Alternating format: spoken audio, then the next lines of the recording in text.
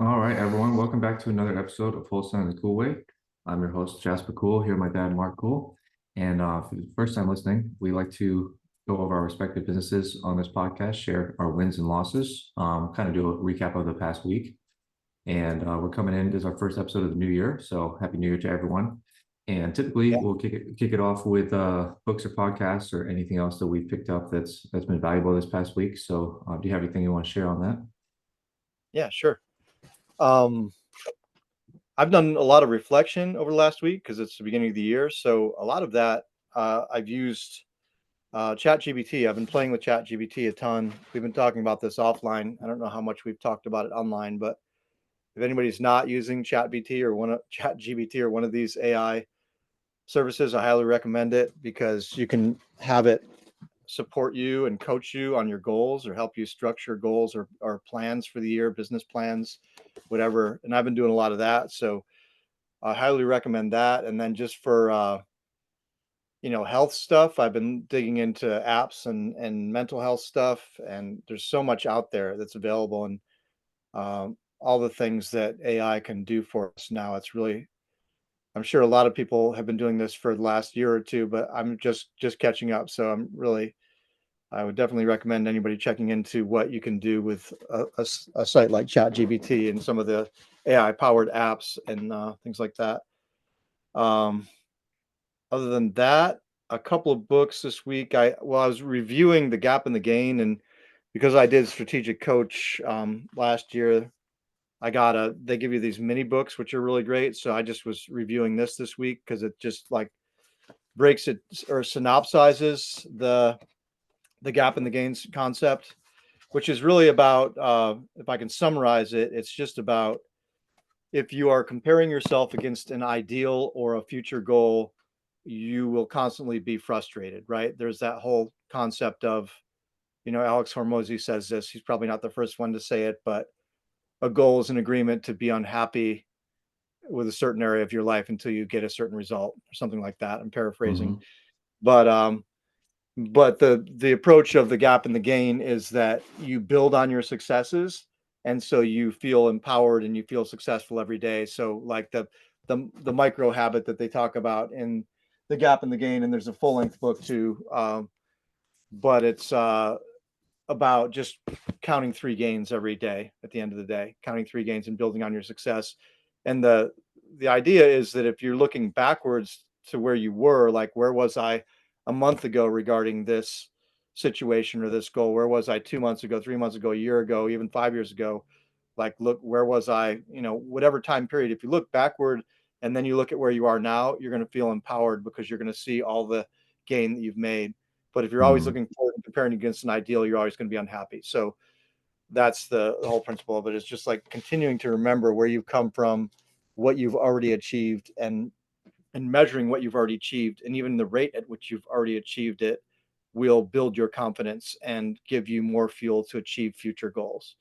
So Yeah. I'm just looking at that, and that's been really good for me to review that as I set goals for 2025, because I've had a pattern of feeling frustrated because I set a goal and didn't hit it, and then getting discouraged, and counting the gain is a way to avoid that dynamic.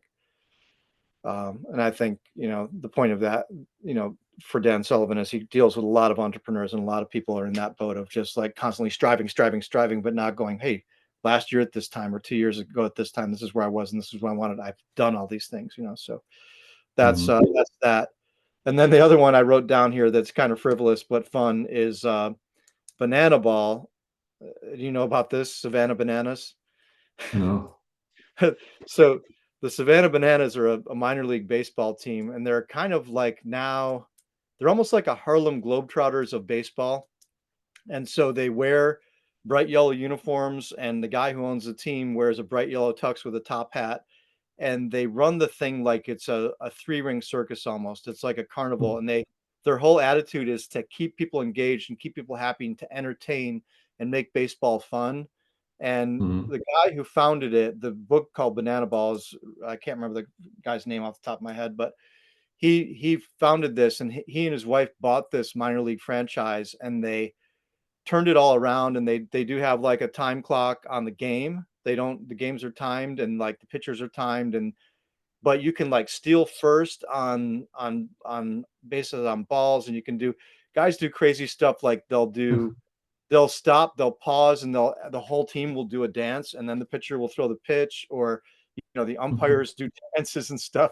There's a guy on their team who pitches on stilts, and they have one thing where a video I saw on Instagram, they have three guys lined up on the pitcher's mound, and all three of them go Mhm. through a windup in synchronicity. And then one of the guys throws the ball, and the batter has to swing.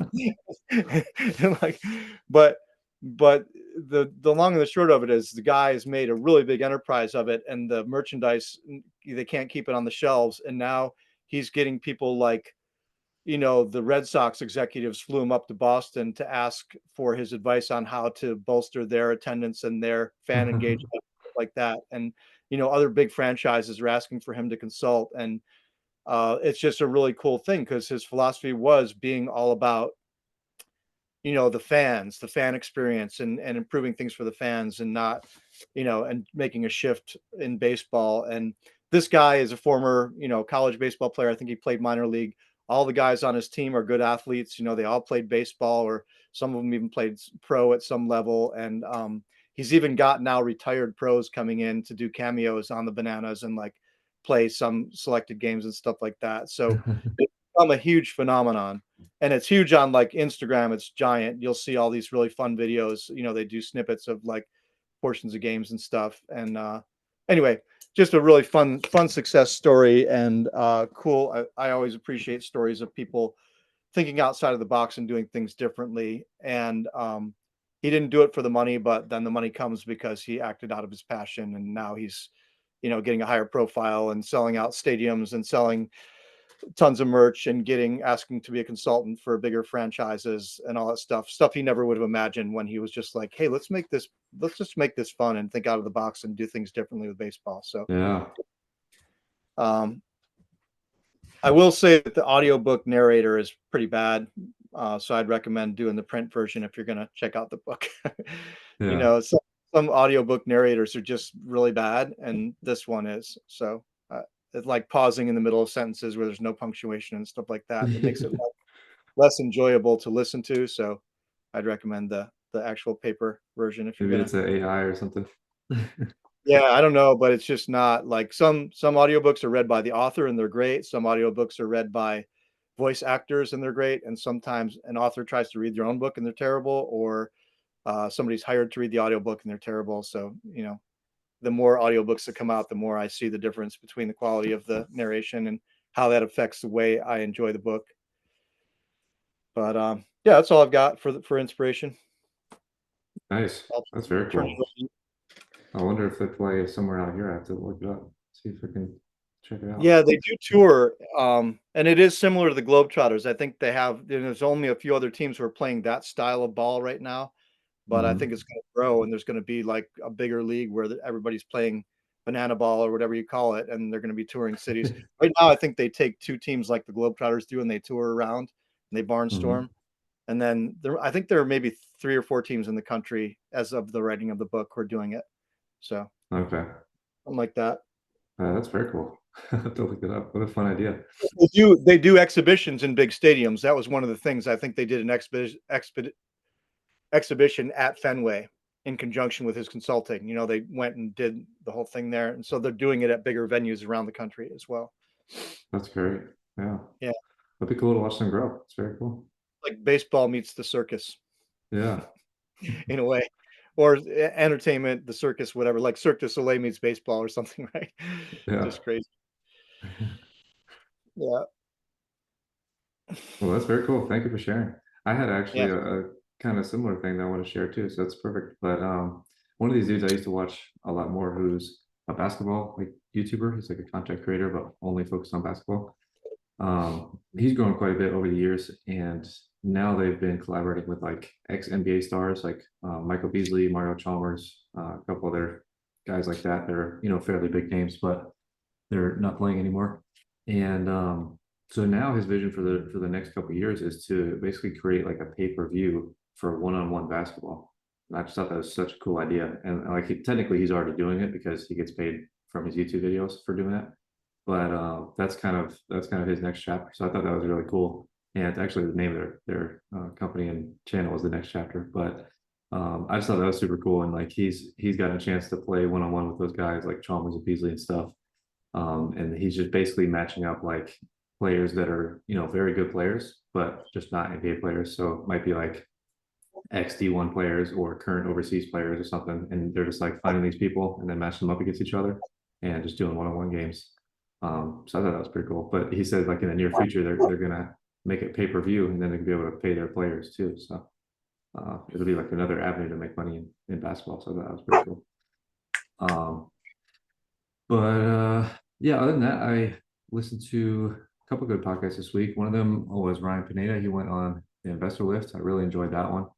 And he was just sharing kind of his strategy right now and also his strategy on how he built his social media and stuff like that. And really enjoyed that.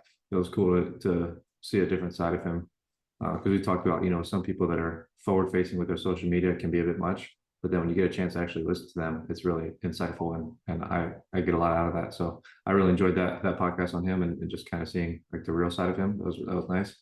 And then Yeah, he's forward facing. yeah. And then I listened to, or I'm not finished with this one, but I listened to this one from Hermosi just about his lessons from 2024. And that one was really good. I think it's like a 3 hour podcast, but it's really good so far. And just a couple of lessons that I wrote down that he shared was number one is set fewer goals and to do less long-term planning, which is kind of contradictory to most people. But he says, you never know where you might be in 6 months or 12 months in terms of like, especially if you have a small team, you never know who you might let go or you might bring on. And so he's like, if you're trying to set up a 3, 4, 5 year plan, that's not really even going to be accurate because everything's going to change every 12 months or so in your business. Like you're going to have new employees, you're going to have to let go of people, the market's going to change, like all these sort of things. So that was Yeah. kind of interesting and kind of refreshing because it's something I've never done, but I always felt like I needed to do it or something like planning 4 or 5 years ahead. I really just try to plan 1 year ahead and then kind of update every quarter. And so that A was lot nice of to hear. people have your 5 year, your 3 year, your 1 year. Yeah. Yeah. Yeah, but it was nice to hear that he doesn't even do that himself and he's, where he is. So that was very cool. And then second thing he shared was just about talent. He said talent is the most important thing in your business. And another thing he shared is that when you're looking to hire someone to replace, which is timely for me, don't hire someone unless it's a 50% improvement, whether it's culture, whether it's talent or both. Like, don't just hire someone just to like incrementally level up. Like, you're better off either letting go of that person or keeping on that person if it's just going to be a small incremental change. So basically, just hire someone that's much, much better than your current person if you're going to replace someone or just let them go. And then he shared two things on legal that I thought was interesting. Number one, he said the whole point of a contract is to prove your or protect yourself in case things go wrong. So anytime you're going into a contract, even if it's just in our case, just locking up a house, always look at it that way, where you're making sure to protect yourself in case things go wrong. Even if you never want things to go wrong, but that's how you want to write your agreement to make sure to protect yourself. And then he said, if you do get into a spiff on legal stuff, always look at it purely based on a return on your time. So is it giving you a return on your time to actually go through the lengths to fight like whatever legal battle it might be? So that's a good one for me because I know, we deal with it quite often where sellers might just back out on us and completely ghost us and stuff. And, we talk about it on this podcast and off the podcast, but, sometimes if it's a bigger profit deal, obviously it's worth our time, but in other cases it might not be worth the time to even go down that road and just move on and try to get more deals. So And those are just also, if the person has anything, like if you're suing somebody, whether they have anything to get or whether you're just proving a point. exactly. Yeah, good point. So yeah, those are just a few that I wrote down. I'm still kind of early on that one, but if anyone wants to listen, it's like a 3 hour podcast on his lessons from last year, so I'm sure That's there'll be just his some good regular nuggets. podcast. Yeah, just on Like his podcast The Game, the one, yeah. Yeah. as of now, that's the most recent one, so if anyone looks it up, it Yeah. was It's called posted this The past week. Game. Yeah. um Like you said, Jasper, I like that one because it's kind of no BS, just straight ahead, him talking about stuff usually. And mhm. a lot of the YouTube stuff can get busy with all the editing and the stuff that, like, he's obviously hired somebody to make his videos pop the way people expect them to on modern social media, but they can be distracting at times. Yeah, definitely. So yeah, let's call it the game for anyone who's interested in listening. And that's it for me for this week. So you want to That's jump great. into business? Thank you. Yeah. You want to jump into business and check in? I know, we both had an abbreviated week this week, but do you have anything to share that you want to check in on? Yeah, I definitely have stuff. I really like, I just want to hit on those things you shared for just a minute. I really like the goal setting stuff, the set fewer goals and have a shorter term plan. I Hmm. think that kind of dovetails with the gap and the gain stuff, right? Because the more goals you have out in front of you and farther out in the future, the more you create the potential for anxiety or a feeling of failure in yourself if you're not hitting those goals. So if you say, hey, I'm going to sprint for these next 6 months and we're going to hit this, and you can really measure that and do that, and tying in with other conversations too, is like you can have chat gpt map that out for you exactly how to hit that. And you can ask Ah, them. But so I love that, and I really love the hiring piece, because that's just really, that's present for me as well. Like you said, it's relevant for you in the moment, but to not just plug a gap with somebody because you need that role filled, but to really make sure that you're adding or improving by the addition of somebody, not just mhm. you know because it takes a lot of time and energy and money to hire and train somebody and bring somebody in, and then you have the culture fit like you mentioned, um, which can cause dissonance and cause your whole team to be less productive if you don't have a right culture fit. So I just love that that's timely for me too. So I Yeah, appreciate that. And even the distinction of like, hey, if you don't find a rock star, then just don't hire anybody until you do, rather than just put somebody in that seat. definitely. And maybe not Yeah, everybody at the level where they have a team and they're hiring people, but um, it's a big part of when you do have a team. It's really important. yeah. Yeah, so I can jump into my other stuff. I made some notes on the week here. I did write down some gains in the spirit of gaps and gains. So one of the gains from this past week is that we closed a deal on December 31st. So, and it was really nice because another gain that I have written down is that I actually took time off and I really didn't touch more work much at all for, I had a few days where I didn't touch it at all. And then I had a few days where I did minor stuff, but I really gave myself mental space from work for about a week. And I haven't done that in years, and it felt really good. But one of the nice things was that I knew we had a couple of closings kicking around out there, so I tried to periodically just check in with email. And on the 31st, I went in my email and had a message from an attorney that said, "Hey, this one's closed. Just want to let you know, we're recording and we'll disperse funds soon." I was like, "Awesome," because I didn't do anything. I did not do anything.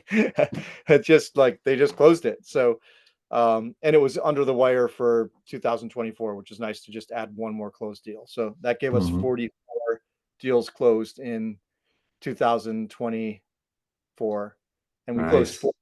we closed 48 in 2023. So it was a few less than we closed, but our revenue was higher and our per deal average was higher. So we made Yeah. more, so that was also a gain.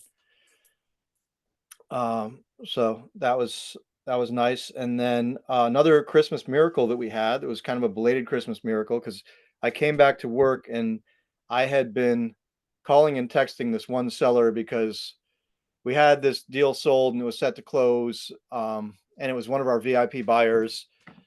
And we had already had an issue with another deal with him, a delay and stuff. Anyway, the seller ghosted us. So I'd been calling her, texting her, and everything because my team was gone. So I was just trying to periodically just buzz her and try and I sent her email. I had not yet sent the not the angry, but the, hey, if you don't close with us, we might choose to pursue legal action. You've signed a legally binding contract. We have that whole thing.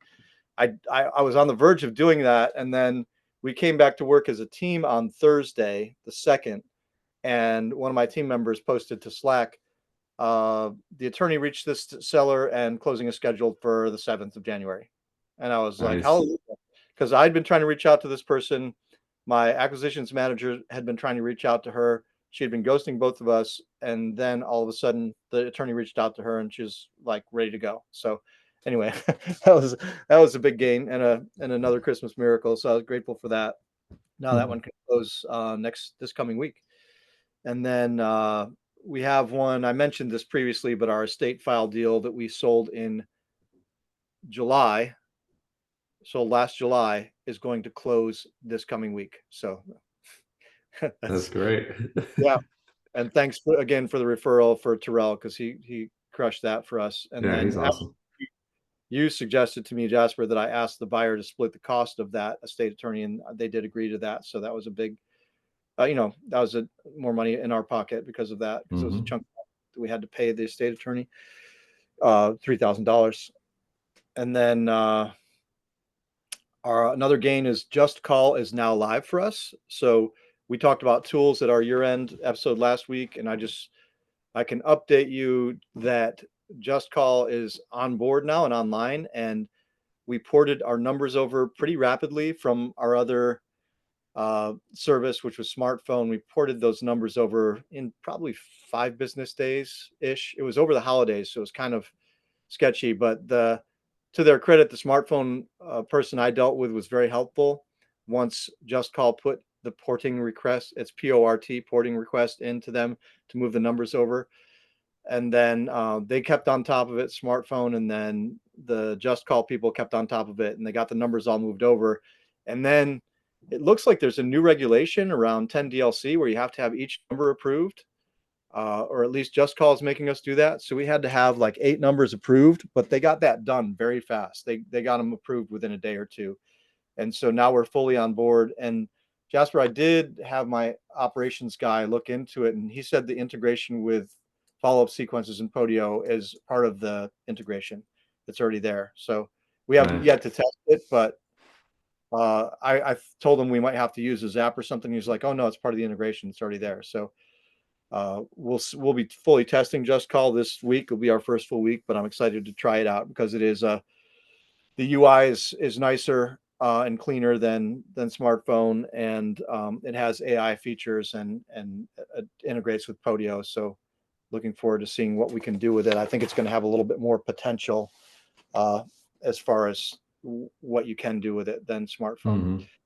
So that's a victory. Another victory for me this week. This might be boring to some people, but we had 3 delinquent owner finance buyers. So we sell some of our vacant land on owner finance deals. And if you want to know more about that, let us know in the comments, and we can talk about how to do owner finance deals. But we have probably 8 to 10 of those going right now, and 3 of them were delinquent. They were behind on their payments. And so we reached out to them. We got them to come to the table and talk about it. And they all wanted to restructure their payments, and we offered amnesty for the arrears.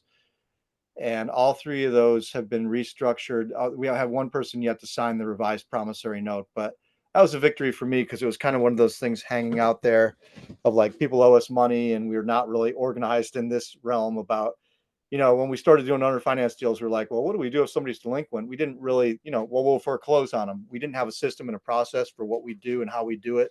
So now we do. We have a process. We reach out to them. We say, here are your options. You can restructure, and we'll offer you amnesty this one time on the arrears. Late fees are still going to apply. And then, and the other victory, Jasper, that came from you out of this is, as I was restructuring these deals and creating this standard operating procedure for this whole thing, is that I added in a $250 restructuring fee, because it's just like I'm spending a bunch of time doing this, like, and I Yeah. was feeling resentful. I was feeling like, why am I spending my time like rewriting this promissory note and recalculating a amortization table and all this stuff? And I was like, I'm charging these people for this. They're the ones Yeah. who are behind. It's not my fault that they're not making their payments. I mean, obviously, God bless them. People have hardships and have things come up in their life, or they lose jobs. I don't know what goes on in their world, but still, they made an agreement to pay us on a monthly basis this amount, and they said they could do it. They made that promise, and then they defaulted on that, and now I'm having to do work to clean up their mess, and so I'm charging them. So anyway, that felt like a victory for me, because we forgave the payments that were back due. We just put on, took the principal balance that was unpaid, threw the late fees on there from the months they didn't pay the payments, added in the admin fee for restructuring the loan, and then they sign a revised promissory note. And as long as they pay on the new schedule, one person reduced their payment amount because they said they had hardship. The other two kept their payment the same, but just the arrears were rolled into their payment just got extended out a little bit. That's all. Hmm. So anyway, that was a victory. Maybe that's too many words about that, but if you're interested in owner finance No, I deals, love it. That's awesome. yeah, we do a lot of owner finance deals, and they are the thing is like one of the victories in that too is like this one that I restructured and they reduced their payment when I did the new amortization table. uh, they're going to be paying for the next 6.5 years on this thing, and but the interest we're going to make on it is going to be $5,000. So we made the purchase price on that property, which we already made a profit on the purchase price. Like we bought this thing for 5,000 and sold it for 20,000 on owner financing. So we make 15 there, but then we're making 5 in interest. So that's the benefit of doing owner finance deals, right? Is I actually made 20,000 instead of 15 on a deal. And each Hmm. one of those is that. So that helped me to feel better about the process of doing all this stuff too. It's like just being able to look at, oh, this is the actual profit. And I could go in and look at it anytime, but it's cool to look at it and be like, this is why we do owner finance deals, because we're making a lot extra money. Yeah. Um, but anyway, that's that. And then I'll just do some brief KPIs for the 2 days we had. In 2 days, we sold one. So that was cool. We had Thursday and Friday that we were back to work and we sold one property. We made 6 offers, 18 leads in 2 days. And then currently in escrow, I have 7 set to close in July. I mean, January. I said, Awesome. I That's had, huge. yeah, 7 set to close. And those all look good. I just looked at them on my Podio. We have nine in escrow for January dates, but 2 of those are kind of sketchy. But the other 7, knock on wood, look really good. So at any rate, it's going to be a much better January than last year because January was our worst month of the year last year. Yeah. And this year it's not going to be. This year's going to be like way above that. If we close half the 7 deals, right, 3 Yeah. or 4 deals, will be good. So I'm grateful for that. Yeah. Awesome. And I was just going to do a quick. I had a couple notes here about tools. I already checked in about Just Call, so I'll report back on what it's like to actually operate with that for a full week next week. Hmm. Priced, as mentioned on our year-end podcast, PRYCD, for pulling lists with prices that are already priced for when you're sending direct mail and you want to send a fake check offer, basically is what it is. You send a piece of mail that has a window and it has an offer and it looks like a check and all that. And those are according to our reps, those are the most successful ones. So this site Priced will pull your list, but also price your listings, and they'll price them based on for sale listings, sold listings, and tax value, however you want to weight that or choose those options. Hmm. So I did my first list with them and we submitted it, and their platform's really nice. And they do offer some deals similar to Direct Skip, where Jasper, you and I buy bulk packages of skips on Direct Skip to bring our price down. Priced also does that. You can buy like a bulk of pulling listings. And so I bought like 10,000 at a discount or something. And that was a nice thing to find too. And their platform is really easy to use and has a lot of filters to be able to pull lists. So far I'm in on them, and I can report back on how that goes as we continue to use them. Smarter Nice. content. Do you have anything else on that? Oh no. Oh, okay.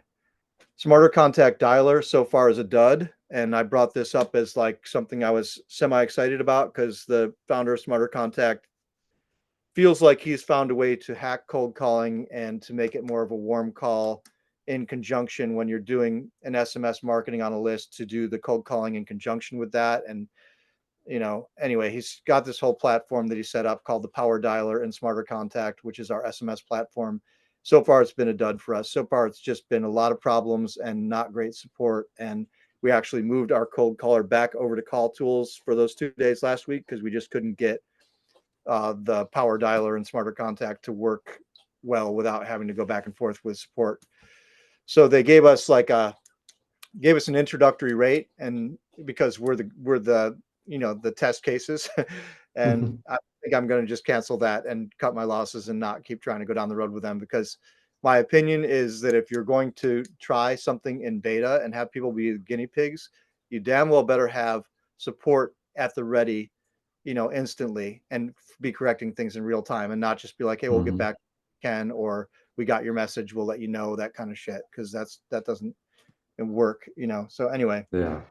unfortunate, because I was hoping that maybe there was still a hope for cold calling, and maybe they'll get their stuff together with this, and all these problems they're having now will get fixed, and it'll become a good option that's somewhere in between cold calling and SMS for results. But right now it's too much in beta for me to want to continue to be a guinea pig with them.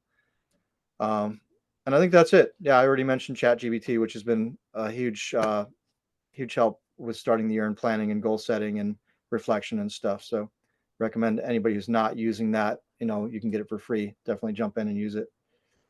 And that's all I've got. Awesome. Well, thanks for sharing. Sounds like you're geared up for a huge January. It's exciting. Oh yeah. That's awesome. Uh, but yeah, I want to piggyback on the ChatGPT thing. I've been using that a bunch more, and it's been really fun. So just seeing how much stuff it can do, it's really fun. It's just you keep finding out more of what it can do, right? And the more you use it. Yeah, yeah. But wanted to pose a question for anyone who's still listening. So if you guys have used ChatGPT, the paid version, I'm interested to how it compares and how much better it is, as well. If you Yeah. guys have used the other ones that are, I think it's called Gemini by Google, and I think it's called Claude by Microsoft. I think I'm getting those names right, maybe not. But just wondering if anyone else has used those and how it compares. So drop a comment below if you have. Yeah, that's Um, a good. but yeah, I'll probably experiment with those on my own also. But I was just curious, and also wondering about the paid version of ChatGPT. I think it's $20 a month. So I was just wondering how much more kind of features and stuff you get with that, considering doing that. But yeah. So for me, this week was good. We had a great start to the year, despite a short week. So that was awesome. We sold 4 deals this week. We got three Wow, contracts. that's Yeah, huge. that was great. Three contracts. Kind of closed one. I guess I won't count it because it didn't record yet, but we have all the docs in on Friday, so I'll count that one for next week. So zero closings, and yeah, so that was our week. Um, don't know what I was about to say, but I also have some good news. But on a couple of deals. So one of the deals I shared, I don't know if it was online or offline, but I shared on the last show before our year end that I was having issues with this one property I bought because the owners basically weren't moving out, and so at this point they're like not owners and they're not tenants, so it's kind of a weird situation. But thankfully they ended up moving out, and I think it was kind of the what's that saying? It's like the carrot and the stick. So I guess it was kind of the stick that helped me get them out. So it just kind of, I was trying to be nice, but just kind of letting them know, like, hey, everyday guys are not out. The money that I was hoping to give you is getting dwindling down by 100 or not 125, $250 every single day. So every day is just costing you guys $250. And that only took them 2 more days to get out. So $500, man. yeah. So they did move out, and then I had my guy change the locks and everything because I still don't really totally trust these people. And I'm glad I did because literally the day after they told me they moved out, they contacted me like that night, and he was like, "Oh, like I forgot this thing like in the shed. Can I just like sleep in the shed tonight?" And I was like, "No, like you can, but I mean it's considered trespassing. So do as you wish." Can I Um, sleep in the shed? yeah, like these people are just very weird. So Did really you do the grateful. notice to vacate, or did you just tell them about the money they were owing? Yeah, so I told him about the money they were owing, and then I had my guy go and get the keys from them the following day, and he was planning to leave them with a notice to vacate. They ended up giving him the keys, so he didn't. And then they gave him the keys, but they still weren't leaving. And and they had multiple ways about it. So they gave him the keys, but there was a digital lock. And so they gave him the code to the digital lock. They could easily just change the code and live in the house, right? And so I told them, I was like, thanks for the keys, but until we secure this property, this thing is still accruing, like you're still not out of the property. And so then he went back the following morning and changed the locks, and they were actually going and stuff. But I'm still weary about it. And like I said, we got the docs in on Friday and everything, but we're still holding all of those funds until the buyer closes and until he actually goes to the property to verify like there's no one there, they didn't vandalize the property, anything like that. So because if they did, I'm just going to give those funds to the buyer. I'm not going to keep those funds myself. So hopefully everything will go smoothly. We'll see. But the victory there was that they actually did move out, and yeah, I learned a lot there. But my lesson for next time is just to stay firm on the $10,000, never go below that, because that's like an amount that everyone would want. No one doesn't want to get 10,000, but because I did a Did they get smaller. money? Did they get money at closing? Yeah, they did. Their mortgage was like 45, and they got like 60, low 60s. So they got like 15 to 20,000. So they got a big Okay. chunk of money. Yeah. And I was being nice and didn't do 10,000 because, I think it was like 15,000 that they got. So if I would have done 10,000 as opposed to what I did, which was 3,500, then they would only have made like what, less than 10,000, I think, on the front end, which is still plenty to move out, I think. But I know they had to put a down Oh, yeah. payment on another place and stuff. So again, I was trying to be nice and it bit me in the butt. So in 2025, we already had one situation present itself this week where a seller was literally like asking for the same thing. And I just told my team, on our meeting last week, our year-end meeting, I was like, hey, we're having a lot of issues with this one. So going forward, we're never doing less than 10,000. That was my mistake. And so yeah, it's company policy now. And for more expensive properties, we'll just do more. So we're just going to make it a percentage of the sale price essentially. So for example, if it's a $200,000 home, we'll take 20,000 and hold that back if we're going to do it in the future, just so that it's bigger incentive with bigger price points. But yeah, just sharing that in case that's helpful for anyone. I would recommend, even if the property is only like 50,000, still do a $10,000 holdback, because the larger the incentive, the faster they're going to move out, right? And even do a larger penalty if they don't move out, because that'll Yeah. help you as well. If you haven't Um, listened to the previous podcast, he's just talking about post-possession closing. It's not common. It's not like commonplace. I mean, I guess it's fairly common, but it's a small percentage that you would do this way, where the seller asks to stay on after the closing. Most sellers will prepare and move out by or before closing day, but every once in a while you get somebody who wants to stay on. That's what he's referring to, because it has been discussed on previous pods. But in case yeah, you're catching up, yeah, yeah, and so yeah, that was a good lesson for me, because for us, we do at least one of these a month, usually two, and really, yeah, I mean, I don't know what's going on, but it's been my experience that the sellers just are never never moving out on time anymore. So we're doing this, but we're being very aggressive with it. And so all year last year, this was my only one that I had an issue with. And so it doesn't have to be a stressful situation as long as you do a large holdback. Like I had two in December, this being one of them. The other one I didn't buy myself, I assigned, but it was super smooth.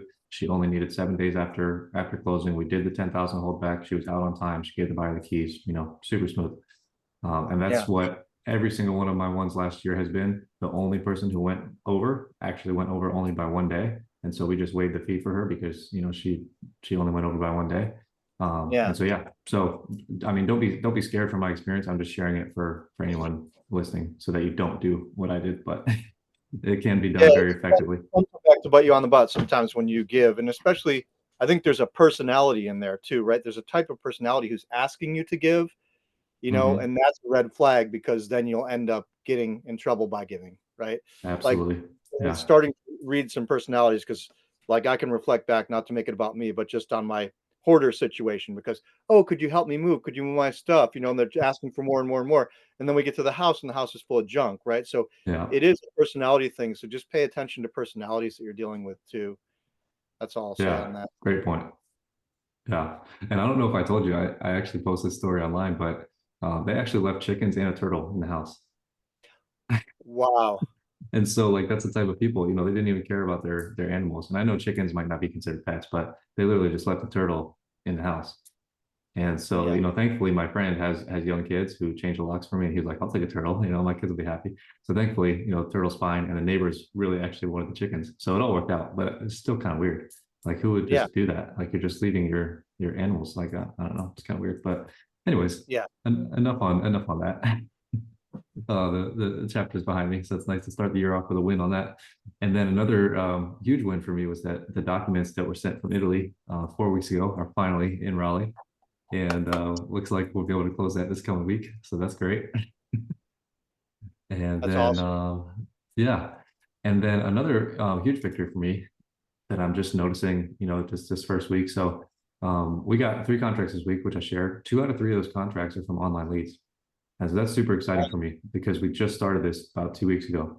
And 2 out of 3 of those are from online leads. And it's given me like a new excitement for my business, which I haven't had in a while. and it's really nice. And I had a new spark for this year anyways, because we had a bit of a down year last year. I was excited to grow and not do that again. But the online leads just add in a factor of excitement that I haven't had from cold calling and texting, because like literally every time you're getting a call in, or whether it's an online form or whatever, like you might have a deal right there on your hands. And that's what I noticed twice this week. This person, like we had one that called in on Sunday, so I spoke to them and we locked it up Tuesday, I believe, Monday or Tuesday. And so, like 48-hour turnaround. And then we had another dude call in on Thursday and I spoke to him and locked him up yesterday, Saturday. So it's twice, 48-hour turnaround. And so it just makes things much more exciting, because now it's like maybe you're having a slow start to the month. All of a sudden you get 3 online leads. You might have a chance to get 3 contracts just right there. And obviously the averages are going to play out, and I'm sure our next few leads won't be contracts, because it's got to play out like that. But I mean, 1 out of 10 is still super exciting, because if we get 10 calls in a week, we might get 1 contract. Like that's super exciting to me. So yeah, I just wanted to share that with everyone. I'll keep That's really reporting. exciting. Yeah, I'll keep Awesome. reporting back on how it's going. But the one we contracted, like I said earlier in the week, we already sold and scheduled to close this month. And then the other one we just got on Saturdays in Raleigh. And so I'm hopeful for that one. I don't get many deals in Raleigh, so that's super exciting. And hopefully we'll be able to close that one later this month too. So super exciting on that. And then actually one more brief, I'll try to keep it brief, one more story about the online lead. So this first one, I guess, was a bit of a bummer, but we contracted it and then sent it out. And then my buddy BJ, he was like, "Oh, we actually contracted that before, like just the week before." And I was like, "Oh my God." And so this seller was like trying to play us against each other. But BJ is a guy that I've known for years, and he was nice enough to just do a JV with us. And so we're just going to JV with him. Like I said, we already sold it, and we'll just do a JV with him. And that was very kind of him to do, because he contracted it first. He could have just told me to kick rocks, but he was like, "No, like, I'm happy to work together with you on it." So we're going to JV it. And I think it helped my credibility with him a little bit too, because he was planning to buy it for 65. We ended up contracting it for 69. So the sellers just wanted a few extra thousand. So that goes to show you, everyone, that sellers are sometimes not telling you the truth. And I literally asked her, "Are you in contact with anyone else?" And she told me no. So it's kind of interesting. But either way, BJ was planning to buy it for 65, and he was like, "Yeah, like that was the maximum like I thought I could get." So when I saw you send it out for 85, I was like so confused. And we ended up getting a buyer just below 85. And so that was like credibility to me, because like showing him that I have buyers. And so hopefully we'll do more JV deals in the future, because he wholesales and he buys, so he does both.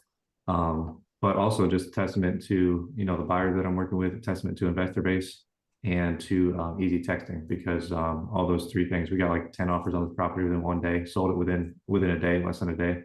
And so yeah, so that was all awesome all around. But the major win there was having a relationship with PJ that allowed me to still make a profit on this deal. Because like I said, he could have dug his heels in and been like, "I contracted it first, like I'm filing a memo, like cancel your contract." But he's just a nice guy, and we're going to work together on it. So that felt good. Um, Well, and you probably got him more money than he expected to get anyway, with like you said, with the buyer list and everything. yeah, yeah. So that was a win all around. Um, but yeah, I think that's about it for my wins this week. Yeah. I did get my first batch of candidates from somewhere.com that I mentioned to you.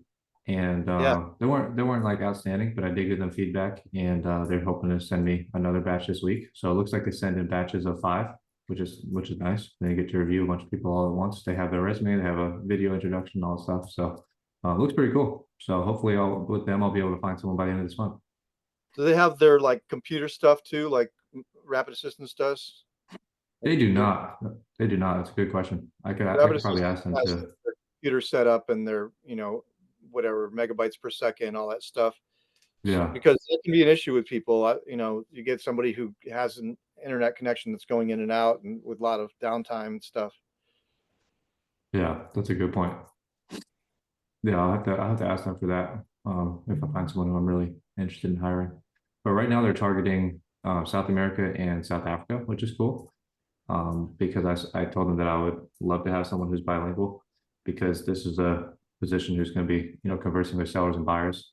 And we don't have as many sellers. We have a fair number of buyers that are Hispanic, and I think it'd be nice to have that touch with them, so that they can speak to a Yeah. Spanish speaking person. Oh, it builds more confidence in your business for sure. Yeah. So yeah, so that was exciting too. Um, but yeah, other than that, that's about it. Yeah. So I did look into Just Call though. Thank you for the recommendation there. So I'm excited to hear how it goes with you next week. Just looking in their UI and stuff, and they did like a sample call. You probably did this too with the sample call with AI. I thought that was amazing, really Yeah.